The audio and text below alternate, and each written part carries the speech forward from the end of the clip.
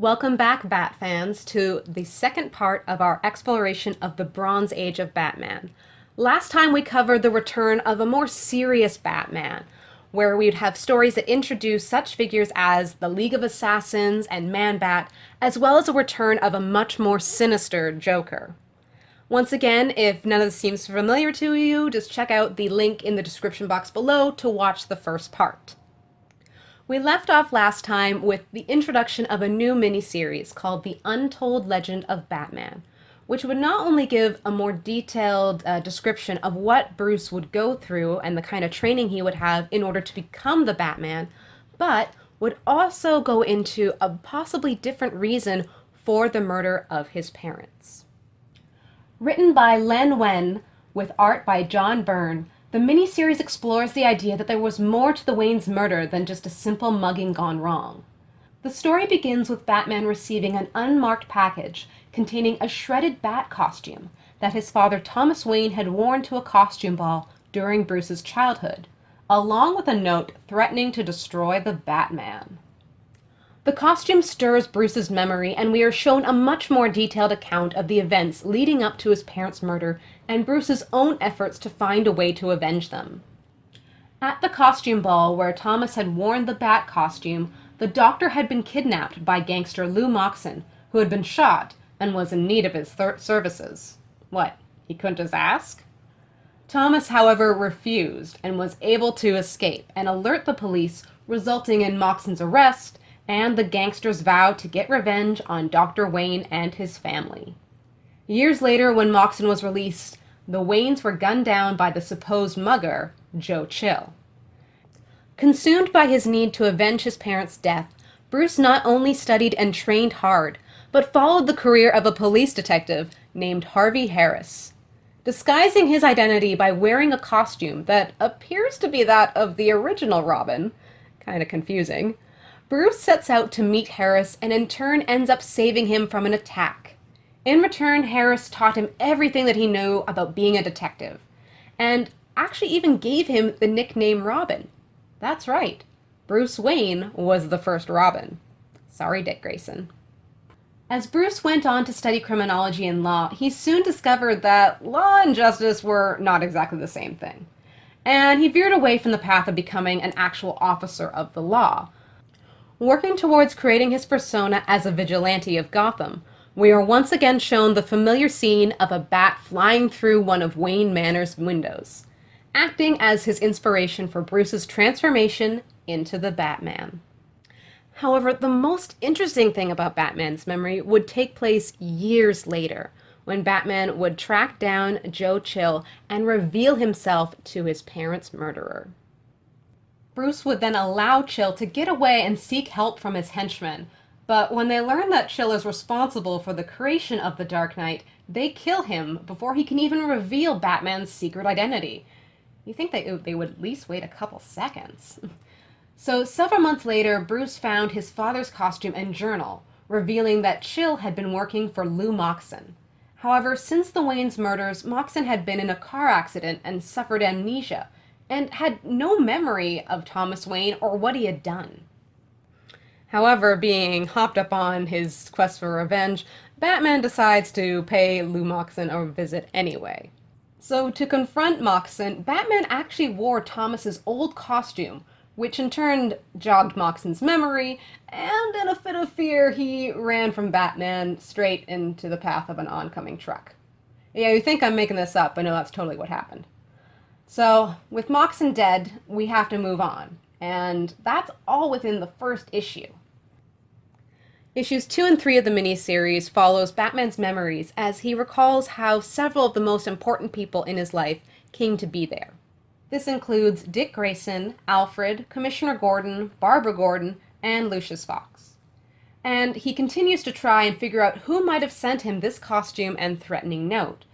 And he also recalls the origins of some of his most famous villains, such as the Joker and Two-Face, as he considers whether or not they might be the ones behind this. So the final reveal for this series is actually really quite interesting, so I'm not going to say any more, because I really do think this is a series that any big Batman fan should definitely read on their own. So yeah, check it out if you have a chance. But before we move away from the year 1980, the last big thing that would really actually color the rest of Batman's world, basically forever, would be the introduction of Arkham Asylum in Batman issue 326. This hospital/prison for the criminally insane would go on to be such a staple in the Batman mythos that it would generate not only one of the most critically acclaimed comics of 1989, but what is without a doubt the best Batman video game franchise of all time. As we move into 1981, we begin to see a tenuous partnership between DC Comics and their rival, Marvel, as these two comic heavyweights would begin to have their characters butt heads or team up in these amazing little team-up comics. And of course, Batman was no exception. In the 27th DC special, we get to see Batman pitted against and then later work in tandem with Marvel's Incredible Hulk. While the year 1982 marked the return of Batman's first reoccurring villain, Dr. Death, as he was featured as the main villain in the 45th anniversary issue of Detective Comics. So the following year, we were introduced to the villain Killer Croc for the first time in Detective Comics 523. However, this version of Killer Croc was very different from the slow-witted brute that the character would eventually become. This Killer Croc was much more mysterious, remaining hidden behind a hat and trench coat throughout the issue, and would work his way up to become a major player in Gotham's underworld, while his villain co-star, Solomon Grundy, would act more as the mindless muscle. Now, while all this is going on in the world of Batman, we need to remember that Batman and his characters, they're not stationary in time, as we've already seen that Dick Grayson has been growing up, and he entered Hudson University back in the end of the 1960s. And by this time, he's really starting to, outgrow his role as teenage sidekick. This led to the introduction of a second Robin in the character Jason Todd, who first appeared in the pages of Batman 357. Though the artist tried to set Jason apart from Dick by giving him a shock of red hair, the writing in his origin story was unoriginal at best, setting Jason as the youngest member of the Flying Todd's High Wire Act in the Sloane Circus. Like Dick Grayson before him, Jason lost his parents at the hand of a criminal, this time Killer Croc. And though Dick was present the night of Jason's parents' murder, like Bruce before him, he was unable to stop the tragedy. So, in true Batman form, Bruce took Jason in and started to train him as a new sidekick. But at the same time, Jason was actually only wearing his own circus costume. That is, until Dick would eventually present him with his own Robin costume, and Jason in turn would dye his hair black to kind of match the original Robin. However, fans were not happy about this new character. Dick Grayson was a fan favorite for decades, and the introduction of Jason with his almost identical backstory rubbed readers the wrong way.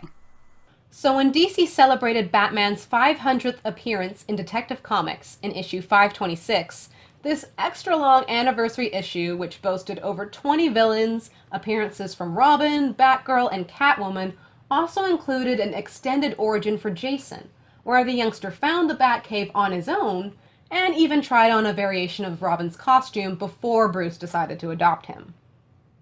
Now, with Bruce focusing most of his time on his activities as Batman, Wayne Enterprises started to suffer for his neglect. So in order to save his company, Bruce placed his friend and ally, Lucius Fox, as the CEO of the company, which, under Lucius's guidance, started to once again prosper. However, while traveling through Europe on a business trip for Bruce, Lucius was kidnapped in fictional Eastern European country, Markovia, by the villain Baron Bedlam. So Batman asks his fellow Justice League members to help him launch a rescue mission. Unfortunately, the rest of the Justice League is like, yeah, no. It's not that they don't want to help, it's just that if they were to do this rescue mission, it would violate U.S. diplomatic policy. So you can imagine that this refusal to help, put a pretty big wedge between Batman and the Justice League. So this, of course, resulted in Batman quitting to launch his own rescue mission. The result of this mission was a new DC title known as Batman and the Outsiders, as the hero Black Lightning joined Batman's attempt to rescue his friend, posing as Lucius's brother in order to gain entrance into Markovia. Once inside the country, they found other allies such as Geoforce, Halo, Katana, and Metamorpho, who helped Batman successfully rescue Lucius. However, the launch of this new title and team signaled the end of the Batman team-up comic, The Brave and the Bold. Luckily, Batman and the Outsiders was popular from the get and ran for 46 issues, though it would eventually change its name to The Adventures of the Outsiders as Batman left the team after issue 32. As we come to the end of the Bronze Age, DC had one last Bat family mess to clean up, that being the confusion made by having two characters known as Robin, Dick and Jason. So in Batman number 368, the writers had Dick Grayson give up the moniker of Robin and pass it on to Jason Todd, while he would eventually take up the vigilante name Nightwing. Which brings us to the game-changing Crisis on Infinite Earths saga and the beginning of the modern age. So I hope you guys have enjoyed the history of the Bronze Age of Batman, and be sure to come back for our epic 4 videos on the modern age of Batman. It should be a lot of fun. Also, please like and subscribe if you've been enjoying what you've been seeing. And once again, thank you so much for watching, and we hope to see you again. Bye.